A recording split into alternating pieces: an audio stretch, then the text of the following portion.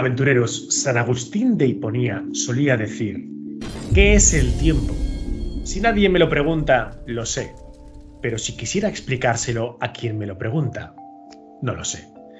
Y es verdad, ¿no? Esta medida que todos utilizamos en nuestra vida cotidiana, que tiene sentido realmente en la Tierra. Luego veremos si fuera de nuestro planeta el concepto de tiempo también tiene sentido.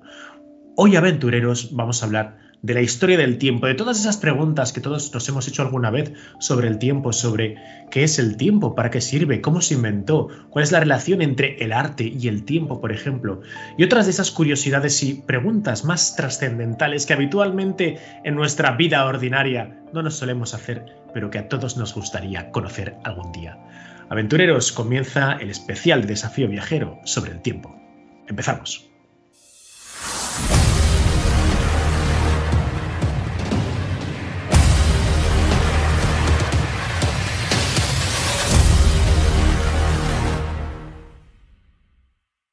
Doctor Carlos Blanco, sé bienvenido a Desafío Viajero, ¿qué tal?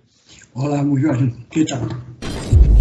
Bueno, pues un placer tener aquí al doctor Carlos Blanco, profesor, como he señalado, doctor ingeniero de telecomunicación, licenciado en ciencias físicas y máster en Business Administration. Bueno, la verdad es que podríamos estar solo en la entrevista hablando de tu extenso currículum, pero bueno, huelga decir que con la publicación de la nueva obra Historia del tiempo, con casi 600 páginas, donde se nos habla de toda la historia del tiempo y todas las curiosidades que nos hagamos sobre esta materia, no tanto a nivel matemático, que las hay, sino también casi a nivel reflexivo y a preguntas que cualquiera en nuestra vida ordinaria nos podríamos hacer. Es decir, no hay que ser ningún físico para poder entender este libro, ¿verdad, Carlos?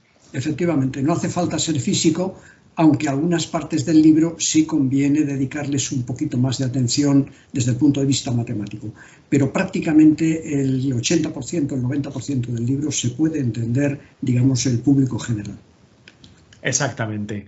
Bueno, ¿cuánto tiempo te ha llevado escribir semejante tratado sobre el tiempo? Pues me ha llevado bastante tiempo, lo tengo muy bien cuantificado porque parece lógico pensar que un libro sobre el tiempo se haya medido el tiempo que ha tardado en escribirse. Sí, te lo puedo decir que incluyendo lo que es la documentación, la escritura y las sucesivas correcciones que ha habido que hacer, en total son 1000 horas aproximadamente.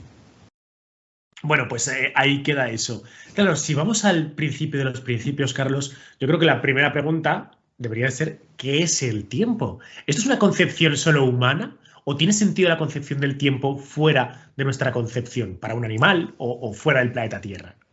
Es una pregunta muy interesante, Luis, muy inteligente, y luego por otra parte es quizá la pregunta más importante, ¿no?, que vamos a ver durante la entrevista. A ver si lo puedo resumir brevemente. La materia tiene dos características intrínsecas. Por una parte tiene un volumen, ocupa un volumen, y por otra parte está constantemente transformándose, moviéndose de un lado para otro. Para capturar el volumen de la materia y alojar el volumen de la materia tenemos la dimensión espacio. Y en esa dimensión espacio hemos definido 3 ejes. Unos ejes en los cuales decimos es de izquierda a derecha, de abajo a arriba, de atrás a adelante. Y esos ejes los hemos graduado con unas reglas en centímetros, en metros, en kilómetros. Para capturar las transformaciones secuenciales que se producen en la materia necesitamos otra dimensión. Y en esa dimensión hemos definido un eje que los humanos hemos graduado a 86.400 segundos por día, y que ese eje nos permite clasificar los acontecimientos en pasados, presentes y futuros. Ese eje es el tiempo. Ahora, la pregunta tuya es: ¿ese eje ha existido de siempre o lo ha creado el hombre? Es una pregunta clave, interesantísima, porque realmente podríamos decir que si el hombre no existiera, la naturaleza seguiría moviéndose y seguiría transformándose, independientemente de si hay tiempo o no hay tiempo, le da lo mismo. Entonces, nosotros hemos creado el tiempo para cuantificar esos movimientos en la naturaleza. Por otra parte, si el hombre no existiera, ¿quién iba a medir los acontecimientos y las transformaciones en la naturaleza? Por lo tanto, el pensar que a lo mejor el tiempo es solamente una creación del hombre tiene muchísimo sentido en tu pregunta.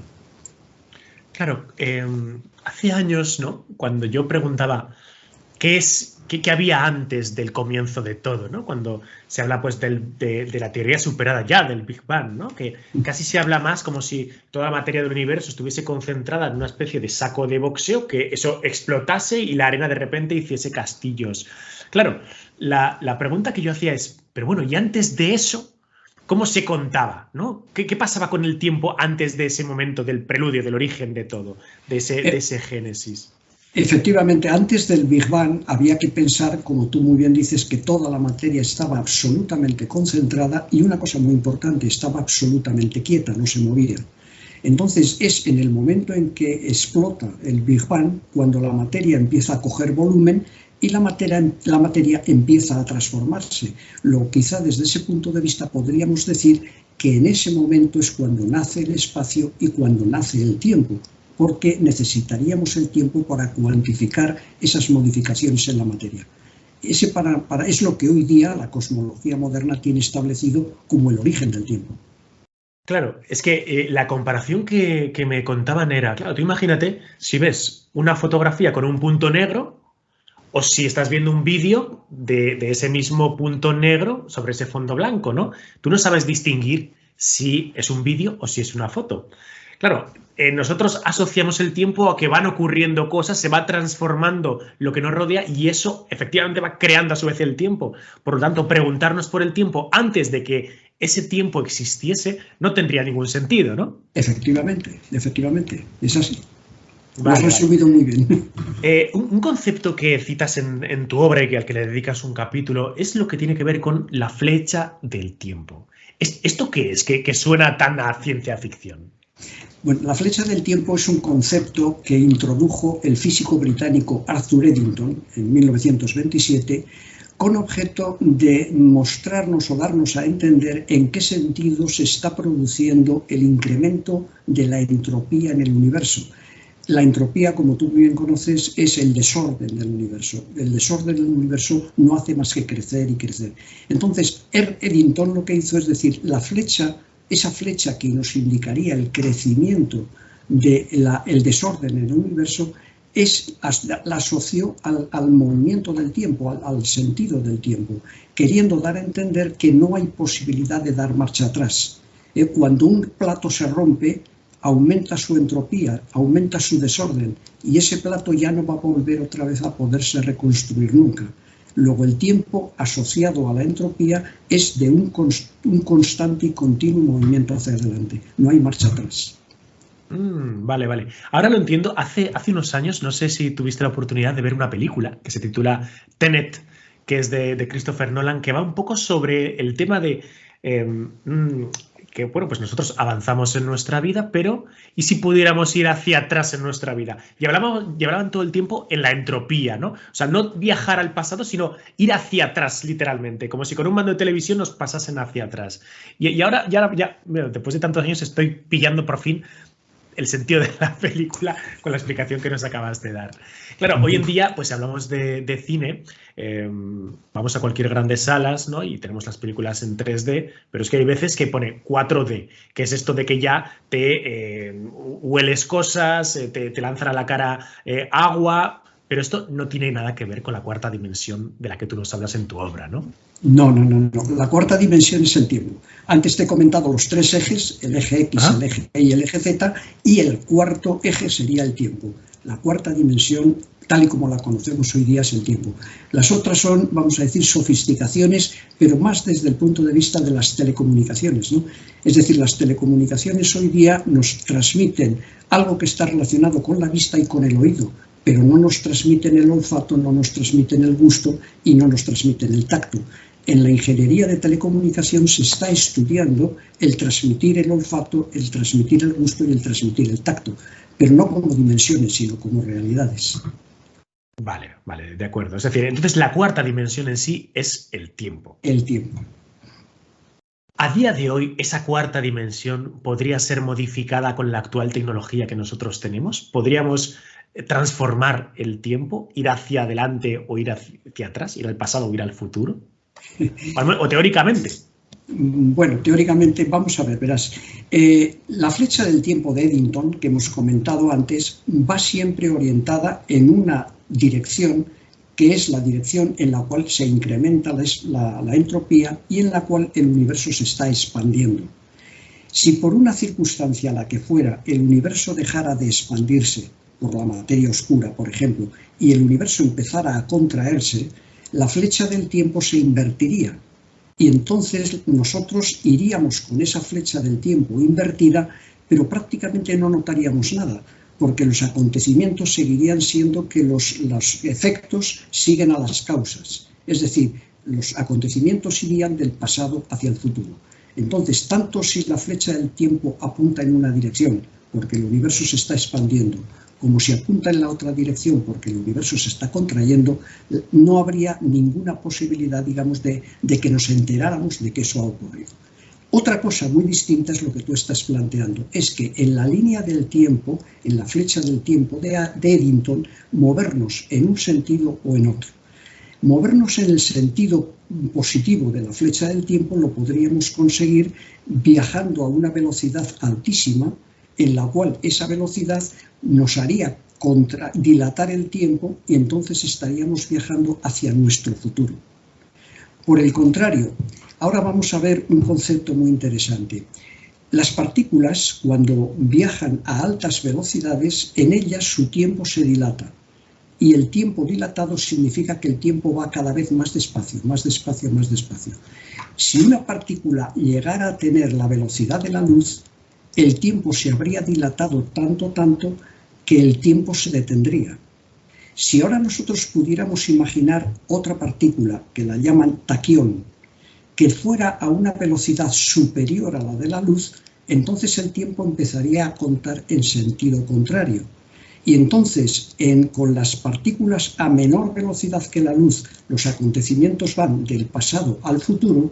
Con estas partículas taquiones, los acontecimientos irían del futuro al pasado. Es decir, que nosotros oiríamos una campana y al cabo de un rato veríamos el martillo golpeando en la campana. Entonces, si nosotros pudiéramos algún día crear una máquina que fuera, o un oscilador que fuera capaz de generar taquiones, entonces esa onda de taquiones la podríamos modular con un mensaje y enviar un mensaje a Julio César diciéndole: no vayas al Senado el día de los idus de marzo porque te van a asesinar. Ah, qué buena. Pero, Luis, no olvidemos una cosa. La hipótesis que he puesto para que esto pudiera suceder es que la partícula taquión tenía que viajar a una velocidad superior a la de la luz. Y la teoría de la relatividad no lo permite. No hay ninguna partícula que pueda viajar a una velocidad superior a la de la luz. Por lo tanto, ese viaje hacia atrás en el tiempo, al menos de momento, la teoría de la relatividad no lo permite. Claro, porque hace unos años toda la comunidad científica casi se tiraba de los pelos cuando salió esa famosa noticia de que en el CERN los neutrinos habían superado la velocidad de la luz y resultó al final pues ser algún tipo de error, ¿no? Los taquiones, ¿esto es un concepto teórico o son partículas que existen realmente en el ambiente? Es un concepto teórico y una de las últimas experiencias que se hizo fue en Adelaida, en Australia, que unos científicos creyeron haber detectado taquiones. Los creyeron que los habían detectado, pero luego la realidad demostró que efectivamente no era así. Eran partículas que viajaban a más velocidad que la luz, pero a más velocidad que la luz en un medio denso, no en el vacío. Lo que una partícula no puede superar nunca es la velocidad de la luz en el vacío. Y lo que habían detectado estos físicos en Adelaida era una partícula que viajaba a más velocidad que la luz en un medio denso, que no es la velocidad de la luz en el vacío. Por lo tanto, no eran taquiones, sino simplemente eran partículas que viajaban a menos velocidad que la luz. Fue un fracaso. Jolín, bueno, esperemos que más pronto que tarde se descubra que existen los taquiones y podamos trabajar con ellos, porque sería un avance científico, pues a lo mejor pues lo que cambiaría la historia para siempre, ¿no? El poder realizar esos viajes. Pero bueno, yo creo que la prueba de que no se puede viajar al pasado es que no estamos, como decía creo que Stephen Hawking, no estamos inundados de turistas del futuro, ¿no? Exacto, esa es la mejor prueba de todas, de que no estamos inundados de gente del futuro. Bueno, hay un asunto por bajar un poco, ¿no?, a temas un poco más sencillos, porque yo soy consciente de que incluso a mí me cuesta muchísimo también el comprender estos conceptos, ¿no?, casi son científicos, pero es difícil, ¿no? Pero vamos un poco a cosas más de nuestro día a día. Claro, hace poco estabas leyendo sobre un par de islas, es un caso que me apasiona, que es el tema de las islas Diómedes, ¿no?, justo en el estrecho de Bering, el momento en que termina Oriente y comienza Occidente, donde termina el oeste, comienza el este, que me parece un lugar crucial, ¿no? 3,7 kilómetros separan esas dos islitas, una pertenece a Rusia, la otra pertenece a Estados Unidos, y entre las dos islas, que están a menos de 4 kilómetros de distancia y tienen la misma posición solar, estamos hablando de que hay 21 horas de distancia. Y una de las razones de ser fue pues que Estados Unidos compra a Rusia Alaska por la friolera de 7,2 millones de dólares. Eso hace que tenga que adaptar no solo el horario, sino el calendario, que era muy interesante esto, juliano, que era el utilizado por parte de los rusos, al gregoriano, que era el utilizado por parte de Occidente, y hay varios días de la historia que son comidos. Pero lo primero que nos tendríamos que preguntar es: ¿qué diferencia hay entre el calendario juliano y el gregoriano? ¿Y por qué se produce esa transformación del calendario del pasado al presente? Muy buena pregunta. Vamos a ver, vamos a ir un poquito hacia atrás. Verás, en el año 325, Constantino, el emperador romano Constantino, convoca el Concilio de Nicea. En el Concilio de Nicea se convoca fundamentalmente para combatir una herejía, la herejía del arrianismo, pero en una parte del concilio se estudia un problema muy interesante, que es dotar a la Iglesia de un calendario litúrgico. Entonces, en ese Concilio de Nicea se toman dos decisiones muy importantes. La primera es hacer coincidir el 21 de marzo del calendario juliano con el comienzo de la primavera. Primera cosa. Segunda cosa, vincular el calendario litúrgico al movimiento de los astros en el cielo. Y definir la fecha de la Pascua como el primer domingo después del plenilunio, después del equinoccio de primavera. Con lo cual, la fecha de la Pascua la Iglesia la vincula al movimiento de los astros, es decir, le da un esplendor inmenso, lo hace coincidir con el comienzo del crecimiento de los días, pasando por el equinoccio de primavera, de cuando la declinación del Sol pasa de negativa a positiva, es decir, es como la resurrección del Sol, y finalmente con pleno esplendor en el cielo con la luna llena. Es decir, la Iglesia pretende hacer con esto una especie de evocación de la magnitud de la festividad de la Pascua. Pero al cabo de 1000 años se empezó a observar que el calendario juliano se estaba retrasando respecto al calendario litúrgico. ¿Por qué? Pues bueno, eso lo vemos luego el porqué, pero la realidad era que cuando en los calendarios julianos todavía no había llegado el día 21 y por lo tanto todavía no era primavera, era invierno, la gente en la calle veía que los árboles estaban florecidos, que no había nieve, que todos los pájaros estaban cantando y decían, ¿pero qué pasa aquí? Estamos en invierno y realmente en el mundo exterior es primavera. Entonces, como te digo, al cabo de 1000 años, Roger Bacon, que es un científico británico, se da cuenta de este fenómeno y escribe a la Iglesia diciendo las consecuencias que esto podría tener. Las consecuencias que esto podría tener era que, como la fecha de la Pascua se estaba cada vez adelantando más, podría llegar un momento que la fecha de la Pascua coincidiera con las fiestas de Navidad. Y se podría dar el caso de Jesucristo, que naciera el 25 de diciembre, lo crucificaran el 1 de enero y tuviera que resucitar el 3 de enero, antes de la llegada de los Reyes Magos. Entonces la Iglesia dijo, esto es un desastre, no puede ser. Entonces la Iglesia durante 300 años encargó a sus mejores astrónomos que estudiaran por qué se producía esto. Y la razón era porque el calendario juliano había sido establecido en una duración del año de 365,25 días. Pero los astrónomos de la Iglesia encontraron que el calendario realmente tenía 365,2422. Muy poquita la diferencia, pero con el paso del tiempo se estaba notando. Entonces, el Papa Gregorio XIII toma la decisión de poner otra vez los dos calendarios en sincronía.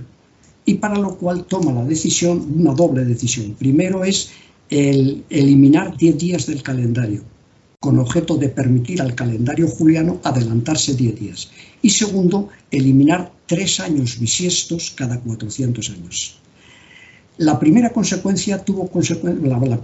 decisión tuvo consecuencias muy interesantes porque resulta que al quitar 10 días del calendario lo hizo en los países del sur de Europa, los países agrícolas, cuando ya habían terminado las labores agrícolas, que era en el mes de octubre, y quitó los días del calendario entre el 4 y el 11. ¿De acuerdo?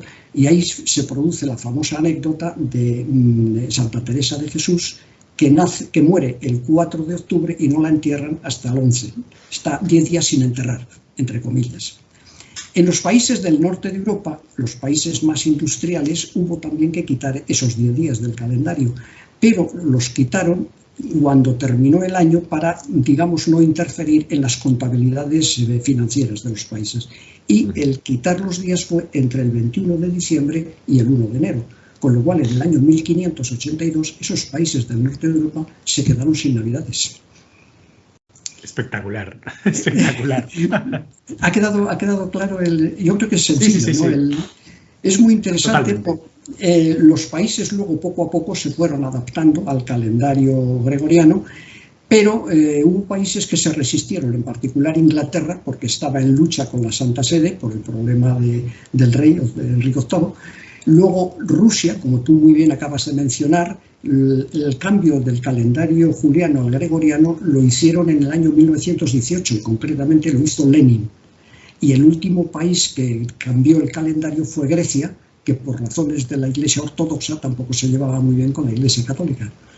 Bueno, espectacular historia de los calendarios, ¿no? Es decir, al final la denominación del juliano es porque ¿qué fue inventado por Julio César o aplicado por Julio César? Fue, más que inventado Julio César, es que en Roma había un auténtico caos en la cuestión de los meses, y entonces Julio César, cuando todavía estaba en Egipto con Cleopatra, y después del incendio de la biblioteca de Alejandría, se trajo consigo a un astrónomo, Sosígenes, y le encargó que le estudiara el problema muy a fondo. Y Sosígenes es el que fue capaz de calcular que la duración del año era 365,25. Cometió un pequeño error justificable por la precisión de los instrumentos de la época, pero cometió ese pequeño error. Y entonces Julio César es el que uniforma ya el calendario, y ese calendario, como te he dicho, hasta 1582 estuvo vigente. Vale. Una de las partes que más me gustan de Historia del Tiempo es aquella en la que nos cuentas cómo el tiempo ha ido evolucionando en las distintas culturas y civilizaciones del mundo, ¿no? Incluso la denominación de las horas. La concepción del tiempo, por lo tanto, ¿era idéntica para las distintas culturas, así como cómo se llamaban a las horas? ¿O esto era divergente en función de en qué parte geográfica del mundo nos encontrásemos? Quizá más que divergente, la razón yo creo que era la falta de comunicación que existía en aquel entonces. Las primeras horas que se pusieron en marcha fueron las que se llamaron las horas babilónicas. Y estas horas, bueno, primero hay que decir una cosa, lo más importante de todo es que nosotros tenemos el día de 24 horas porque los babilonios así lo establecieron en base a su sistema sexagesimal de división del tiempo. Ellos dividían, tenían la base 60 como la base de conteo, y tenían esa base por una razón, porque el 60 es un número que tiene 12 divisores. Es muy fácil dividir el número 60 de 12 formas diferentes. Entonces, al tener el sistema de la base 60 y dividir entre 12, ellos dividieron la mitad del día con luz en 12 partes y la mitad de la oscuridad en otras 12 partes. Por lo tanto, el día tiene 24 horas a raíz de los mesopotámicos. Heródoto, en el siglo VI a.C., escribe, está, digamos, documentado, que nosotros tenemos, decía de los griegos, tenemos las horas de 24 horas porque así nos lo transmitieron los babilónicos. Y el modelo no ha cambiado desde entonces. Entonces, las horas son de 24 horas desde la época de los sumerios. Entonces, los babilónicos utilizaban esas horas, el 24avo del día, pero comenzaban con la salida del sol. Transcurren muchos años y en la Europa medieval surgen las horas que se llaman canónicas, que son las horas que se utilizaban en los monasterios benedictinos y cistercienses. Y esas horas comenzaban con la caída del sol. A eso es a lo que se llaman también las horas italianas. Luego, a continuación, los alemanes tomaron la decisión de utilizar las horas, el comienzo de las horas, cuando el sol pasaba por el antimeridiano, es decir, a las 0 horas de la noche. Los franceses siguieron con esta costumbre y, por lo tanto, después de las horas alemanas surgen las horas francesas. Los franceses, a su vez, hicieron otra cosa, que es, durante la época de la Revolución, utilizar el sistema decimal en vez del sistema sexagesimal, con lo cual las horas tuvieron 100 minutos durante la época de la Revolución Francesa, que no cuajó aquello, entre otras razones porque la gente se sentía muy incómoda y, por otra parte, haber cambiado todos los relojes de sexagesimal a decimal hubiera sido un coste tremendo. Luego, a continuación, y ya seguimos con el tema de las horas, empezaron a surgir las horas astronómicas. Y en las horas astronómicas tenemos las del sol verdadero, las del sol medio, tenemos las horas civiles, las horas oficiales y las horas legales. Tú fíjate qué enorme cantidad de horas ha habido a lo largo de la historia. Las últimas ya son un poco más por razones de estandarización, pero las primitivas eran debidas a que no había comunicación entre las civilizaciones y cada uno las ponía donde mejor le convenía. Bueno, desde luego ya veis, aventureros, la maestría y la sabiduría del tiempo que estamos recibiendo aquí. Yo no sé si... la verdad es que antes, fuera de micrófono, lo estábamos hablando, ¿no? De que creo que no existe ninguna obra como esta que compile toda la historia del tiempo al detalle, con la precisión y sobre todo explicado para que todos lo podamos entender, ¿no? Que si bien es cierto que, como comentábamos al principio, hay partes del libro que son más técnicas, que son a lo mejor para mentes más científicas. Yo que soy de letras, pues reconozco que me pierdo, ¿no? Como hace poco que trajimos también a un científico que trabaja en el CERN, ¿no? Y joder, la verdad es que es complicado muchas veces el asimilar ciertos conceptos, pero tal y como cuenta usted las cosas, es como efectivamente se están contando en la obra, ¿verdad? Claro, una duda que tengo, ya que estábamos hablando de ese tiempo comparado entre distintos países, hay una historia que me llama mucho la atención, que sucede en Italia, que sucede en Padova, que es la meridiana del Palazzo della Regione. ¿Qué pasa aquí? ¿Por qué hay una diferencia con el resto de las del mundo respecto de la que ocurre aquí en Padova? Tienes que visitarla en tu próximo viaje. ¿No conoces el Palacio della Regione? Pues estuve en Padova hace, en 2008, pero desde luego que en aquella época no tenía la inquietud que tendría hoy de darme una vuelta por allí. O sea que hay que volver. Hay que volver. Y sobre todo también, aparte de visitar la Meridiana, ves luego el Palacio della Regione, que es un palacio espectacular, auténticamente espectacular. Primero vamos a ver un poco qué es el concepto de la Meridiana. La Meridiana es simplemente, conceptualmente muy sencillo, es trazar una línea en el suelo que siga el meridiano que va de norte a sur. Por lo tanto, tú te pones en una meridiana y estás viendo la dirección norte-sur perfecta. ¿Para qué se ha utilizado la meridiana? Pues fíjate, la meridiana se ha utilizado desde la época de los sumerios, en particular para una cosa que es para calcular la oblicuidad de la eclíptica, que es la inclinación de la órbita del Sol con el ecuador, ¿vale? Es un concepto astronómico, pero tú fíjate la finura de los sumerios, que ya fueron capaces de establecer esto mediante una meridiana. ¿Esto es lo de la precesión de los equinoccios? Sí, por ahí va la cosa, sí, vale. Por ahí va, efectivamente. La segunda cosa para la que se utilizó la meridiana era para determinar la duración del año. Antes te he comentado la duración del año juliano, la duración de los astrónomos de la Santa Sede. Esos 365,2422 se calculan por la meridiana, calculando el número de veces que pasa el Sol por encima de la meridiana y calculando el número de años que ha tardado en esos pasos. Si tú en esa división, número de días arriba y años abajo, eso lo haces con muchísimo tiempo, el numerador de la fracción lo conoces con mucha precisión, el denominador de la fracción lo conoces con mucha precisión y el cociente te sale con mucha precisión, ¿vale? Luego esa era la segunda utilidad de la meridiana, calcular el número de días exactos que tenía el año. Y la tercera utilidad que tuvo la meridiana era determinar el momento del paso del Sol al mediodía y transmitirlo a las distintas gentes que vivían en los distintos países, porque en todos los países a las 12 del mediodía aproximadamente se ha transmitido la hora para que la gente pusiera en hora sus relojes. Luego la tercera utilidad de la meridiana es esa, ¿no? Vale, entonces eso es el concepto de la meridiana. ¿Qué ocurre a partir de, por ejemplo, del año 1578? Hay una meridiana que se construye en San Petronio, en la iglesia de San Petronio en Bolonia, y que se utiliza precisamente para calcular el calendario, la modificación del calendario gregoriano. Los italianos fueron verdaderos maestros en construir meridianas. Tienen unas meridianas maravillosas. Pero hay una en el Palacio della Ragione de Padua, que está allí en el suelo, pero tiene un error. Y tiene un error de 2 minutos y 2 segundos. Es decir, el Sol llega a la meridiana 2 minutos, 2 segundos antes de lo que sería preceptivo. ¿Por qué?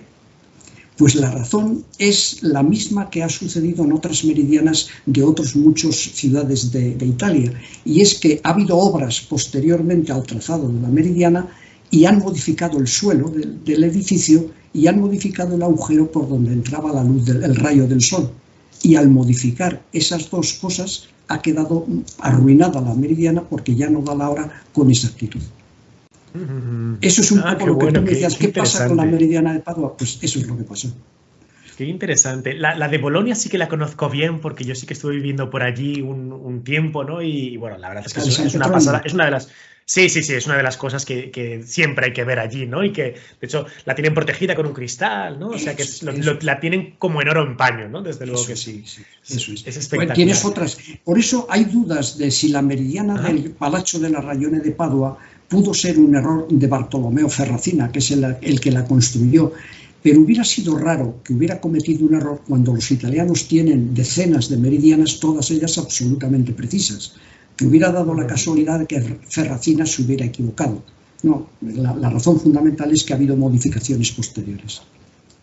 En Historia del Tiempo, Carlos, nos hablas muchísimo de los relojes de sol, de los relojes de arena, de los relojes de agua, pero hay un concepto que yo nunca me había preguntado por él y que me ha dejado ojiplático, tal y como me lo pusiste sobre la cara, que es, claro, y antes de que existiesen los relojes de engranajes, los relojes medievales, ¿cómo sabían qué hora era por la noche?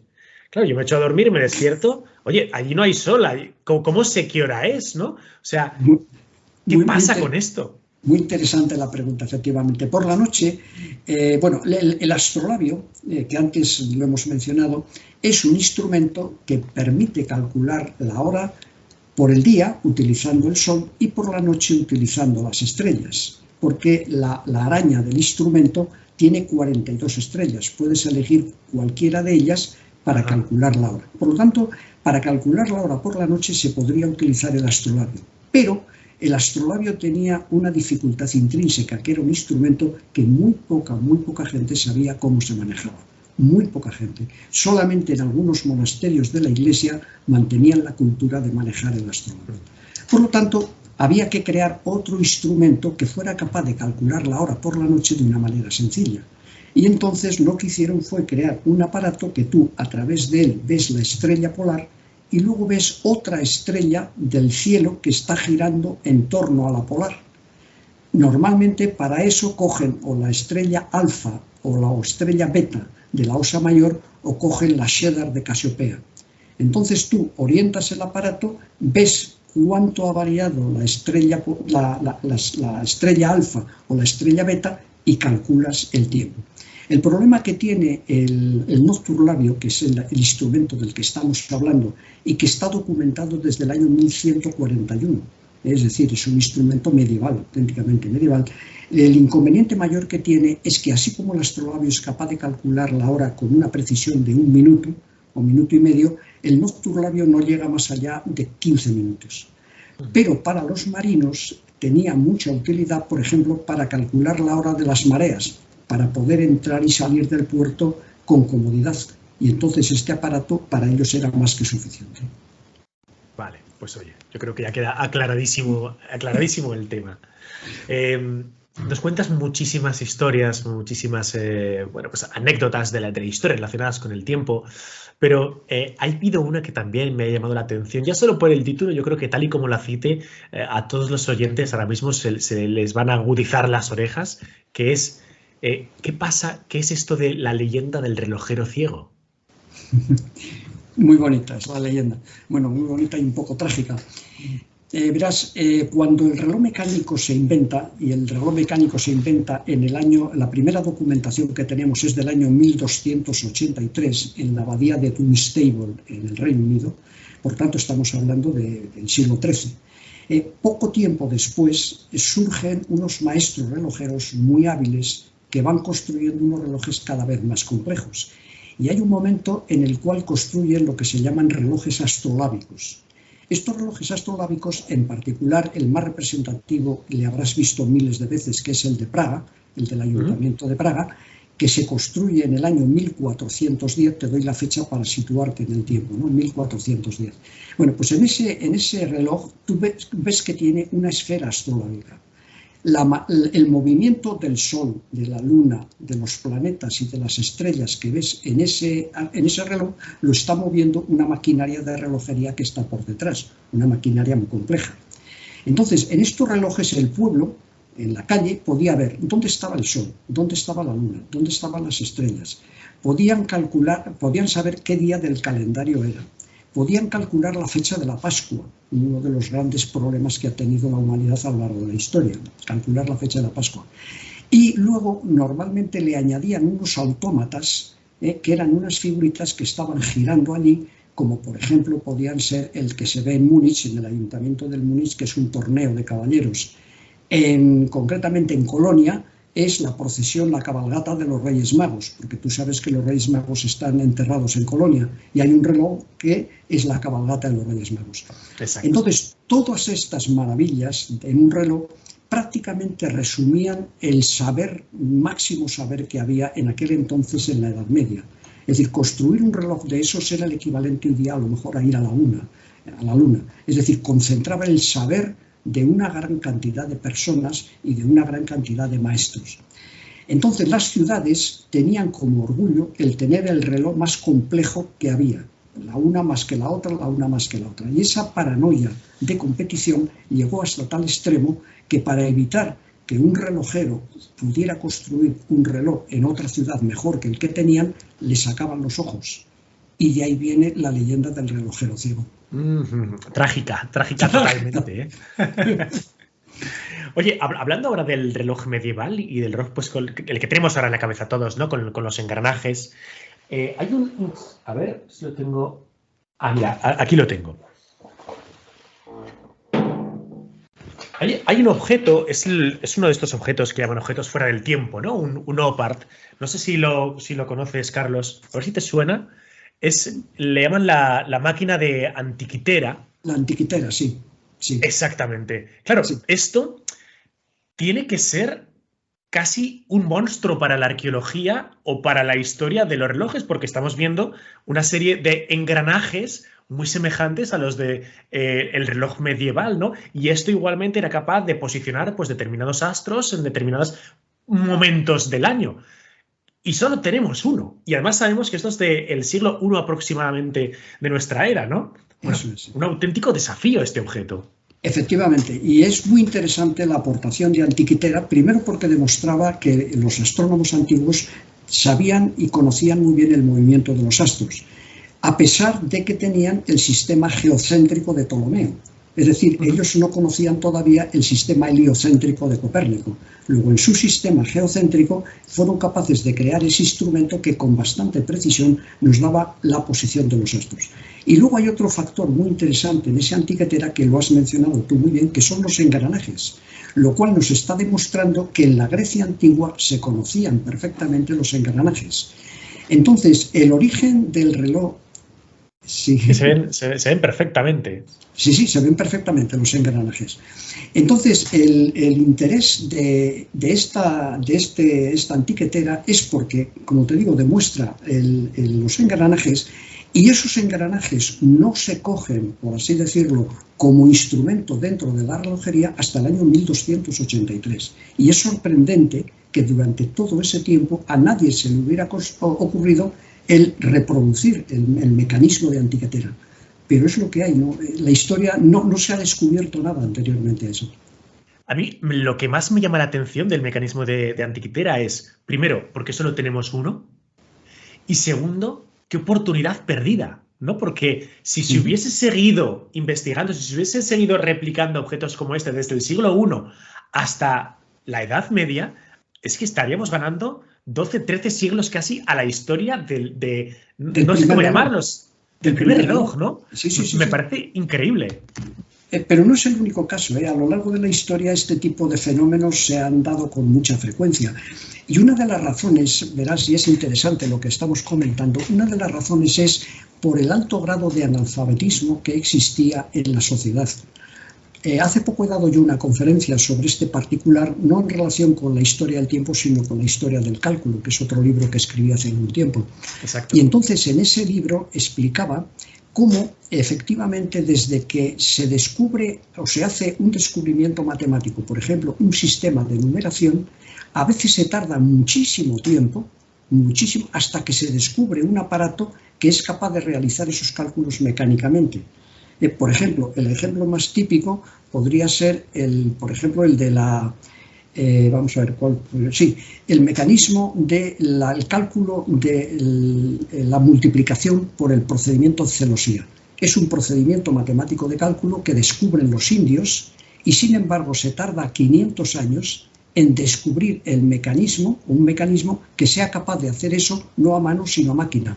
Entonces dices, ¿por qué se han perdido esos 500 años ahí? Pues es simplemente porque no se transmitía la cultura con la rapidez con la que hoy día estamos acostumbrados. Es decir, hoy día apretamos un botón y tenemos a nuestra disposición todo lo que necesitemos. Wikipedia, todo lo que tú quieras. Pero antes no era así. Antes la transmisión del saber era muy lenta, muy lenta, muy lenta. Y una de las razones era precisamente el analfabetismo. Y a veces el analfabetismo se combinaba con el fanatismo religioso y producía efectos demoledores, pero auténticamente demoledores. Es muy famosa la anécdota, quizá la conozcas, de que la madre de Kepler fue acusada de no poder tener con un hombre normal, un hombre tan inteligente como hijo, a un hombre como Kepler, que eso tenía que haber sido una cohabitación con el demonio. Y entonces la Inquisición metió a la madre de Kepler en la cárcel precisamente bajo esa acusación. Antes te he mencionado a un monje que descubrió el nocturlabio en 1141. El monje se llamaba Herberto d'Aurillac, era un monje benedictino. Este hombre era una mente privilegiada en el cálculo. Calculaba con una rapidez extraordinaria, con unos ábacos de cálculo que él había inventado, y con el astrolabio hacía unas predicciones tremendas. La inteligencia de este hombre no pasó desapercibida en la Iglesia y llegó a ser papa. En concreto es Silvestre II, el papa del año 1000.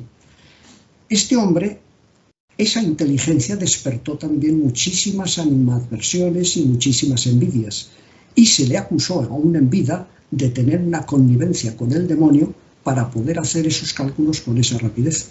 Y hasta tal extremo llegó la paranoia que una vez fallecido Silvestre II le exhumaron el cadáver para hacerle un exorcismo y librarle de la posesión del demonio. O sea, tú fíjate... No me lo puedo creer. Es real, es cierto, está documentado, ¿eh? Totalmente documentado. No me lo puedo creer. Es decir, claro, yo conocía la historia del Papa Formoso, que también es exhumado en el momento de morir para ser juzgado unos cuantos meses después de haber muerto, y que le ponen las piedras papales y le juzgan y le cortan los dedos de la bendición y luego arrastran su cadáver por Roma. Bueno, que tiene un montón de tropelías, pero lo que no sabía que a Silvestre II le exhumaron para hacerle un exorcismo después de muerto. Después de fallecido, porque su inteligencia no podría ser normal. Eso tenía que ser una connivencia con el demonio. Wow. Eso explica un poco, y esto ha surgido a raíz de lo que estábamos comentando, de lo que es la lentitud en la transmisión del conocimiento y por qué la antiquitera no llegó hasta 1283 a convertirse en un reloj. Bueno, me ha gustado tanto lo que me acabas de contar que voy a hacer un vídeo solo de exhumaciones de papas y anécdotas relacionadas con ello. Es Impresionante. sí. Bueno, algo mucho más banal, coloquial de nuestro año en año es lo que pasa el 31 de diciembre cuando pues, estamos viendo en la televisión la Puerta del Sol de Madrid y vemos como ese reloj hace caer una bola. Y ya pues comienzan todos los líos, que si los cuartos, que si no sé qué, que año tras año hay quien todavía se acaba confundiendo, ¿no? En fin, en tu obra hay un misterio que resuelves, que es, bueno, todos damos por hecho de que cae la bola, pero ¿por qué cae una bola en un reloj? Muy bien, muy bonita la pregunta.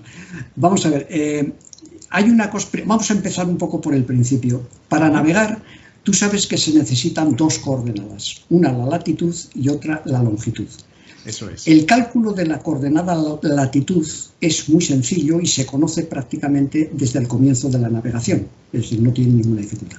Sin embargo, el calcular la longitud en el mar fue un problema que se atravesó prácticamente desde el principio y no había forma de resolverlo, no había forma.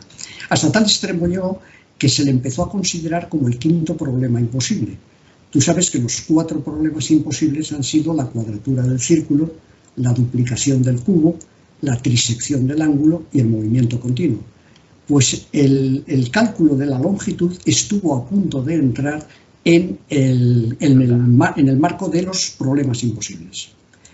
Pero un relojero británico, Harrison, que era carpintero, logró resolver el problema utilizando o creando un reloj de una alta precisión. El gobierno británico había establecido un premio al que resolviera el problema de la longitud.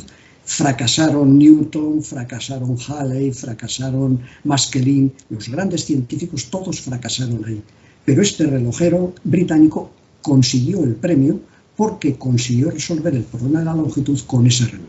Por cierto, el premio que había establecido el gobierno británico eran 20.000 libras esterlinas, que hoy vendrían a ser unos 20 millones de euros. Por lo tanto, era un premio considerable. No estaba mal. No estaba mal. Entonces, vamos ahora a lo del reloj. Para calcular esa coordenada longitud, tú te tenías que llevar en el mar un reloj con la hora del meridiano de Greenwich, el meridiano que pasaba por el observatorio de Greenwich. Y en el observatorio de Greenwich tenían un reloj. Pero la bocana del puerto de Londres está separada del observatorio de Greenwich una gran distancia, con lo cual las campanadas del reloj de Greenwich no llegaban a la bocana del puerto de Londres, donde los marinos tenían que poner en hora sus cronómetros. ¿Qué es lo que hacían? Con un catalejo orientaban la vista hacia el reloj de Greenwich y allí, en vez de sonar una campana, caía una bola a la 1 del mediodía. Por lo tanto, la caída de la bola es simplemente una campanada óptica. ¡Anda! Tú imagínate el reloj de la Puerta del Sol. El reloj de la Puerta del Sol, tú desde la Plaza Castilla no lo oirías en Madrid. Pero, sin embargo, con un catalejo tú podrías ver perfectamente que a la 1 o a las 12 está cayendo una bola y dices, ahora son la 1. Es decir, por lo tanto, la caída de la bola es simplemente una campanada óptica, no tiene otra significación. Y no es un reloj único, hay varios, el reloj de Greenwich es uno, este de Madrid es otro, hay varios relojes. Ese es el significado. En las campanadas de Nueva York también creo que cae algo, ¿no? No sé si cae una bola. Hay otra bola, sí, pero allí cae simplemente un poco ya por mimetismo. Es como el de la Puerta del Sol. También cae la bola y al mismo tiempo suenan. Pero si estuvieras en la distancia, tú no podrías determinar por el sonido. Tendrías que hacerlo por otro procedimiento. Vale. Bueno, pues qué alucinante el haber resuelto ese problema y garantizar una mayor precisión. Claro, si hoy en día queremos tener una precisión total, vemos que existen los relojes atómicos, ¿no? ¿Qué es esto de un reloj atómico? Bueno, pues un reloj atómico es, por así decirlo, verás cómo explicarlo. La electricidad supuso un avance fundamental en la precisión de los relojes. Pero para definir el segundo hacía falta un patrón de verdadera precisión. Y un patrón no puede ser un reloj, porque un reloj en unos sitios marcha de una manera, en otros sitios marcha de otra, y puede depender de su engrase, puede depender de su mantenimiento. Es decir, el patrón del segundo no podía depender de un reloj, que es un instrumento mecánico imperfecto. Hacía falta alguna forma de crear un segundo o definir un segundo independientemente de las imprecisiones de un reloj mecánico. Y entonces se acudió al átomo, a un modelo atómico en el cual cuando un electrón pasa de una órbita a otra emite una radiación y esa radiación es de una altísima precisión. Entonces se utilizó esa radiación del átomo de cesio para crear un instrumento de una gran precisión. Entonces, eso es el concepto del reloj atómico. No me quiero entretener más en el libro, está explicado. Sí. Pero sí conviene un poco decir que hoy día la precisión que se ha conseguido con estos relojes es de tal naturaleza que se ha llegado a detectar solamente una variación de un segundo en 30.000 millones de años. Y antes te he comentado que la vida del universo es de 15.000 millones. Por lo tanto, este reloj en toda la vida del universo variaría solo medio segundo. Estamos hablando de algo verdaderamente impresionante. Pero hay que hacer una pequeña observación, y es que estos relojes tienen dos servidumbres. La primera servidumbre es que no pueden moverse, tienen que estar absolutamente inmóviles, porque si uno de estos relojes tú lo movieras a la velocidad de paseo de una persona, es decir, a la velocidad de 4 o 5 kilómetros por hora, la marcha del reloj, por razones relativistas, se modificaría, y se modificaría justo en la precisión del reloj, un segundo cada 30.000 millones de años.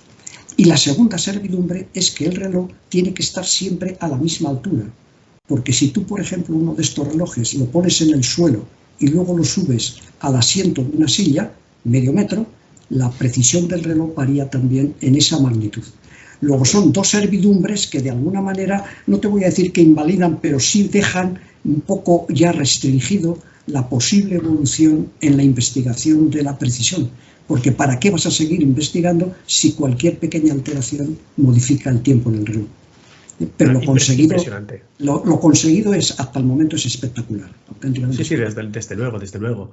Claro, yo una de las cosas que siempre me he preguntado es qué pasa con el tiempo que está pues, más allá de nuestra atmósfera, ¿no? Por ejemplo, qué pasa con el tiempo en los satélites, de esa corrección que tienen los satélites GPS con el tiempo que hay en la Tierra.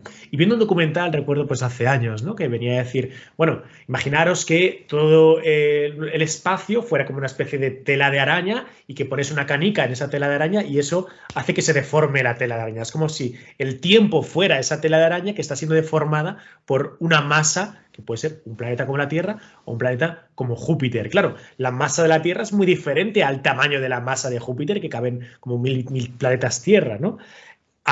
Por tanto, la pregunta es, ¿cómo funciona el tiempo realmente fuera de la Tierra?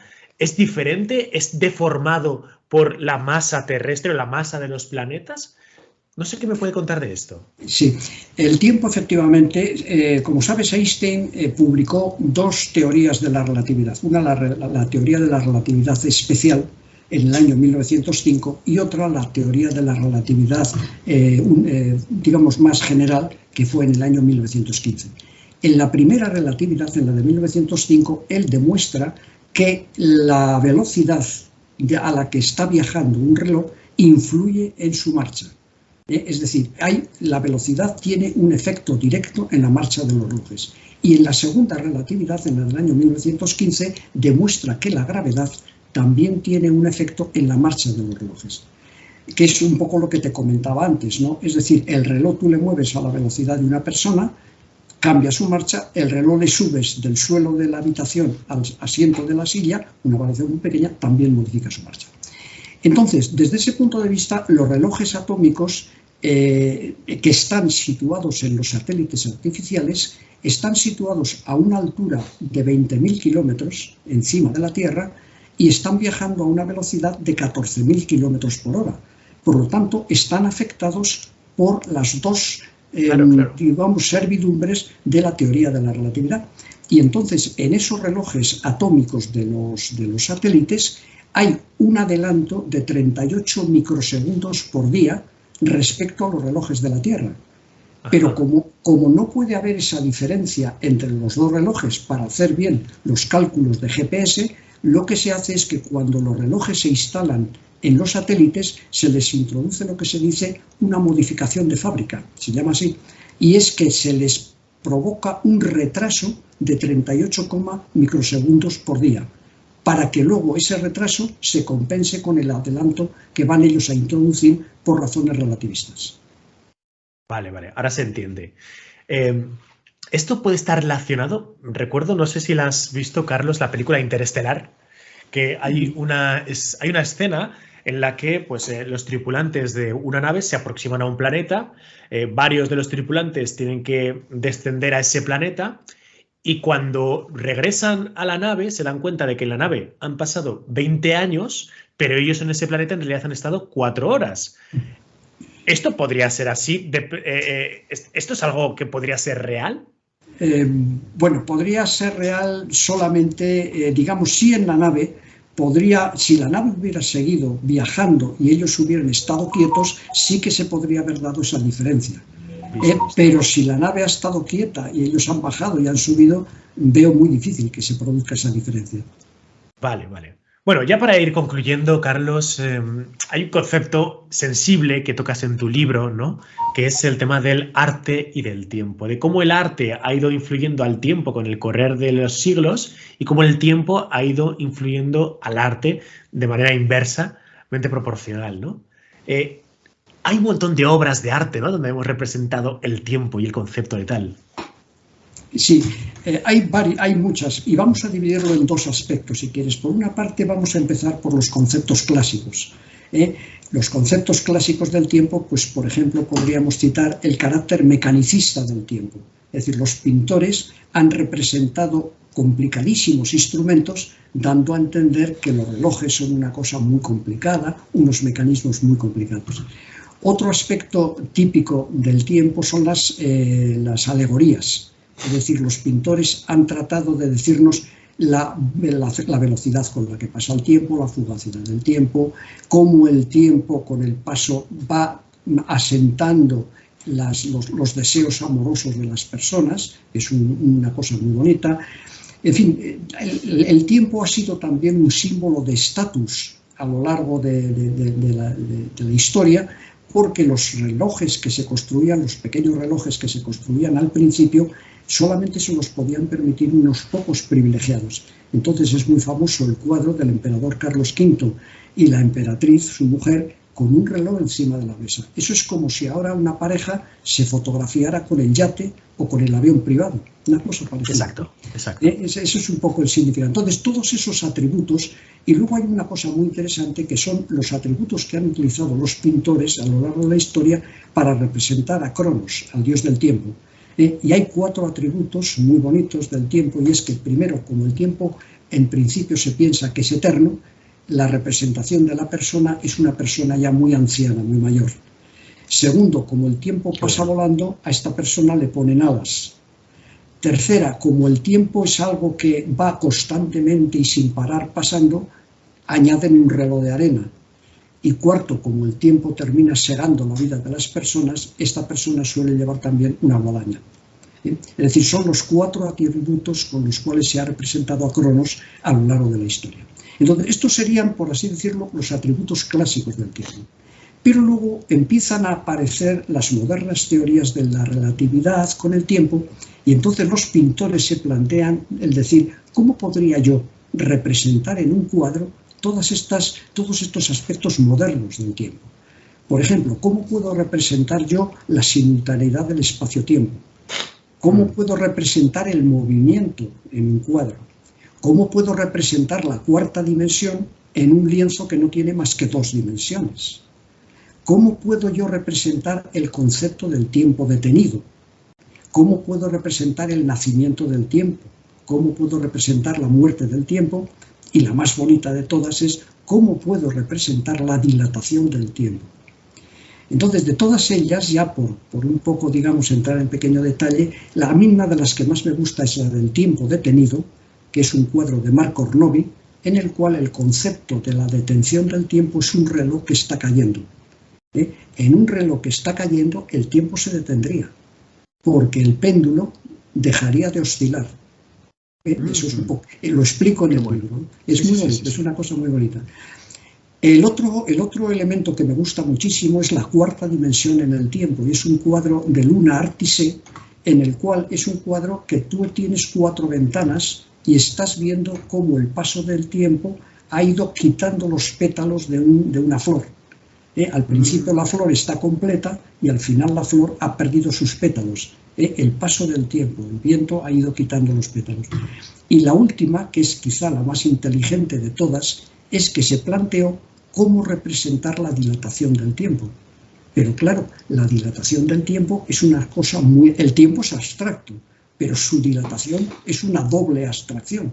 ¿Cómo hacemos para representar eso? Y la solución la proporcionó Dalí, justamente con los relojes blandos. ¿Por qué? Porque pinta la dilatación del tiempo no en el concepto en sí, sino en el símbolo que utiliza para representar el tiempo. Y te pone unos relojes dilatados, unos relojes blandos. Qué interesante, qué interesante. Bueno, pues aventureros, esta y muchísimas más historias y mucho más contenido lo encontráis en Historia del Tiempo de Carlos Blanco, una obra que yo creo que es fundamental para entender el tiempo que nos rodea, la historia del tiempo y qué es lo que va a pasar con el tiempo en los años sucesivos, ¿no? Y sobre todo también esa mezcolanza de el tiempo, la ciencia y el arte que se da en este libro me parece que hace que sea una obra pionera en todos sus sentidos. Así que de verdad, Carlos, ha sido un auténtico placer el tenerte aquí por Desafío Viajero. Y ya que estamos hablando del tiempo, te voy a hacer la pregunta mítica de Desafío Viajero, que es, y además es que esta te va a venir perfecta, especialmente para ti, que es si a Carlos Blanco le ponen ahí en la máquina del caballo de Troya para viajar al pasado una semanita, ¿a qué época te irías y por qué? Qué interesante la pregunta, qué interesante. Pues fíjate, yo no sé, me trataría de irme a aquella parte de la historia que ha tenido consecuencias trascendentales posteriormente. Por ejemplo, fíjate, ¿qué te parece si te digo que me voy a la época de Jesucristo? Ah, pues fantástico. Porque no me puedes negar que la religión cristiana ha tenido una influencia impresionante. ¿Qué estaba pasando en aquel entonces? Por ejemplo, otra época... Nuestro calendario al final se basa en el momento en que nació Jesús. Exacto, exacto. Por ejemplo, a mí esa sería una época que creo que sería muy interesante visitar por ver qué estaba pasando, cómo se fue modificando la idea de un hombre que se convierte en Dios, etcétera, etcétera, y qué influencias ha ido teniendo eso a lo largo de la historia. No sé, quizá a lo mejor también la época de los grandes descubrimientos, por ejemplo, del descubrimiento de América. Es decir, cuando llegan los primeros conquistadores allí, cuál es la reacción de ellos y la reacción de los visitados. Que esa es otra de las grandes historias que no conocemos bien y que qué pasó ahí. Hubo adoración como posibles dioses, había un sometimiento, había una esclavitud. Esos periodos me parecen muy interesantes. Bueno, no sé si luego sí, has dado en el clavo con dos de los míticos. Hombre, si a mí me preguntasen, yo me iría a la Semana de la Pasión de Jesús, lo tengo clarísimo, ¿no?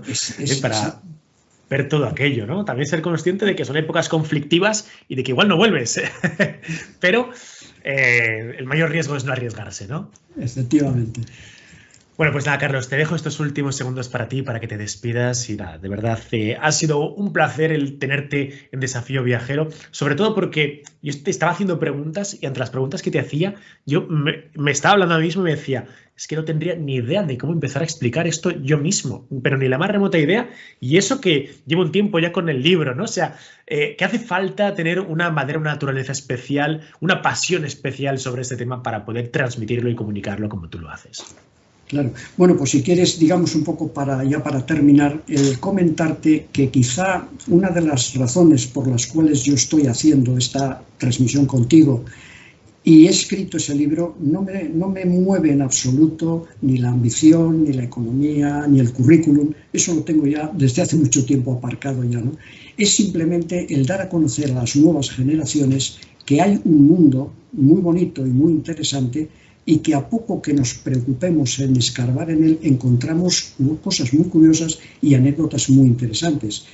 Yo soy profesor, como sabes, en la universidad y a veces mis alumnos demuestran una cierta indiferencia a algunas de estas curiosidades, ¿no? Pero cuando empiezas a contarlas y empiezan a darse cuenta de que detrás de todo eso hay un conocimiento, hay una sabiduría, se enganchan al tema. Y entonces se enganchan a tus explicaciones y al final te terminan agradeciendo el que se lo hayas podido explicar, ¿no?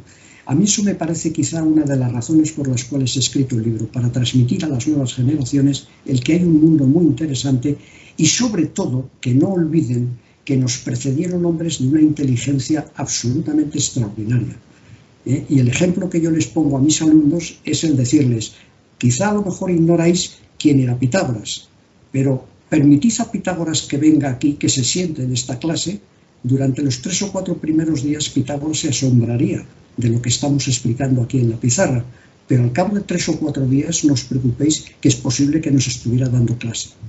Es decir, no olvidemos nunca que los antiguos eran simplemente antiguos, pero su inteligencia con relación a los de hoy no ha cambiado nada. Tenían la misma inteligencia que nosotros y los genios lo han sido siempre.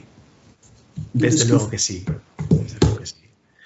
Ojalá, Carlos, estas conferencias que has dado sobre el analfabetismo en la antigüedad no las den en el futuro hablando de nosotros y de cómo cuando tuvimos la oportunidad de tener más cultura, de tener más conocimiento, de tener más interés a golpe de clic, no lo hicimos porque nos interesaba más lo banal, lo efímero, ¿no? Y el titular más que la profundidad, que al final es lo que nos llena a todos, ¿no?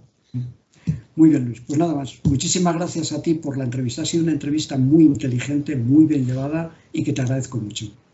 Bueno, pues muchísimas gracias, Carlos, y aventureros, como siempre, un placer. Gracias por haber estado acompañándonos en esta entrevista tan espectacular. Yo creo que hemos recibido una lección, una clase.